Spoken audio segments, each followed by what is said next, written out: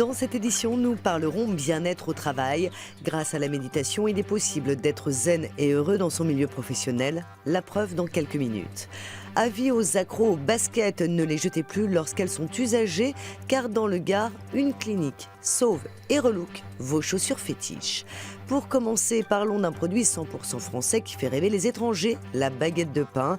À Limoges, un boulanger a partagé avec des étudiants américains ses secrets de fabrication. On fait ce qu'on appelle un bâtard. C'est un produit français qui est plutôt court et avec beaucoup de mie. Mais c'est pas le meilleur. Le meilleur, c'est la baguette.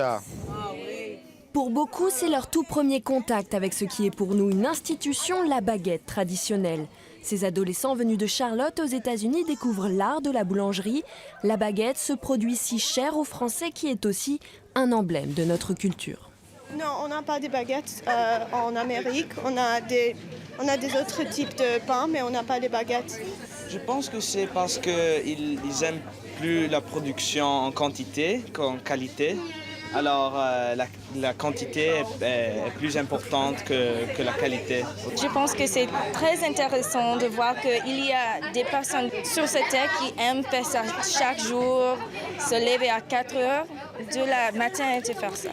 Quelques surprises, les jeunes découvrent la recette et le savoir-faire. Attention, il faut prêter l'oreille. 1 minute, on est à la fin du pétrissage. Le bruit est super important. Voilà, hop, ça y est. La baguette traditionnelle, c'est le symbole d'un mode de vie à la française, la découverte d'un métier inconnu outre-Atlantique. Les boulangers, quant à eux, sont ravis d'avoir sauté la sieste pour cette fournée spéciale. Le personnage, ça n'a pas l'air de les intéresser de trop. Ce qui les intéresse, c'est ce que je leur fais faire, c'est-à-dire ils vont entrer chez eux, ils vont avoir touché la baguette, ils vont avoir touché le croissant. Et je pense qu'il y a de belles histoires qui se préparent aux États-Unis sur le pain français et en l'occurrence sur Limoges. Des histoires et des bonnes odeurs, et pour le plaisir, chacun de ces petits Américains repartira avec son lot de sucreries. Rien ne se jette, tout se répare, même les baskets. Dans le Gard, une clinique donne une seconde vie à vos chaussures fétiches, l'occasion même de leur offrir un nouveau look. Ce geste crève-cœur, vous n'aurez plus à le faire. Fini la poubelle pour vos baskets et tennis adorés. Une solution existe depuis peu à Kessargues, une boutique où l'on nettoie, restaure et personnalise vos chaussures de sport.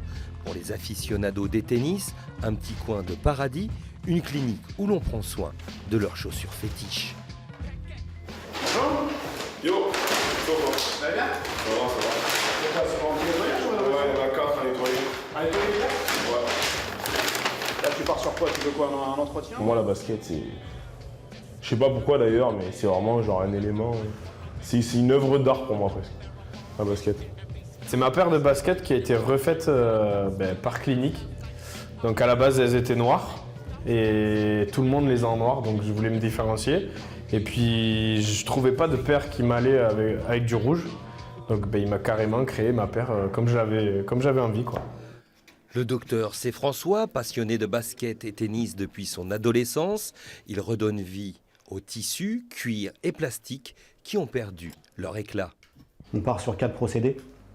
On part sur une idée de décaper, de remplir avec de la résine pour récupérer un petit peu tout ce qui est fissure, tout ce qui a été abîmé, et après pouvoir reteinter, et on passe après un fixateur dessus, vu que c'est des produits qui sont emmenés à l'extérieur par rapport aux intempéries.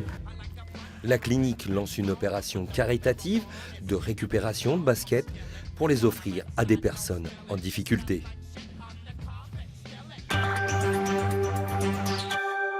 Wi-Fi, téléphone portable, les ondes électromagnétiques sont partout. Pour mieux les localiser et déterminer le niveau d'exposition, il est possible de se servir d'une nouvelle application baptisée ElectroSmart. Elle a été créée il y a 6 mois par ce chercheur niçois. On a le classement des sources, le Wi-Fi, le Bluetooth, le cellulaire, de la source la plus importante à la source la moins importante. Cette application va aussi permettre d'établir une cartographie des ondes électromagnétiques. Celle-ci permettra de déterminer quels sont les éléments qui nous exposent le plus sur un territoire donné. Enfin, le bien-être au travail, c'est actuellement très tendance. À Marseille, un ancien patron reconverti dans la méditation intervient dans les entreprises pour apporter de la sérénité. Démonstration. de la méditation sur leur lieu de travail. Dans cette petite entreprise de secrétariat, les 3 salariés et leurs dirigeantes méditent ensemble avant de commencer la semaine. Si vous avez des pensées qui arrivent, vous les laissez passer, vous ne vous blâmez pas, vous ne vous en voulez pas. Simon Gomis est un spécialiste de la qualité de vie au travail. Il intervient dans les grandes et petites sociétés comme celle-ci. Quand on est dans une entreprise, c'est consacré au travail. Et là, de se dire, on prend 15 minutes dans son temps de travail pour penser à soi. C'est la première fois que ça m'arrive. Avoir des employés heureuses et épanouis, c'est le désir de Valérie Gonzalez. Cette chef d'entreprise refuse les anciens modèles de management. On est tous des individus, on a tous la même valeur et on a tous des choses à apporter. Et on travaille ensemble dans le collectif pour nos clients, quoi qu'il arrive. On reste en prestation de service, mais dans le plaisir en tout cas. Je vais être sur ce chemin-là. Pour l'instant, le petit groupe pratique la méditation 2 fois par semaine avec Simon Kegomis. Ancien dirigeant d'entreprise devenu bouddhiste, ce coach du bonheur propose le détachement en réponse au stress si fréquent au travail. Amener la qualité de vie au travail au cœur du débat dans l'entreprise, c'est ramener l'homme au centre. Et de se dire finalement, ce qui est important, c'est pas les machines, c'est pas la productivité. Ce qui est important, ce sont les gens qui font ça. Donc c'est ramener du dialogue, non pas avec un ordinateur, mais ramener du dialogue avec un être humain. 86 400 comme les secondes contenues dans une journée. C'est le nom d'un nouveau concept que Simon Kegomis et son équipe souhaitent lancer. Un concept basé sur la conscience.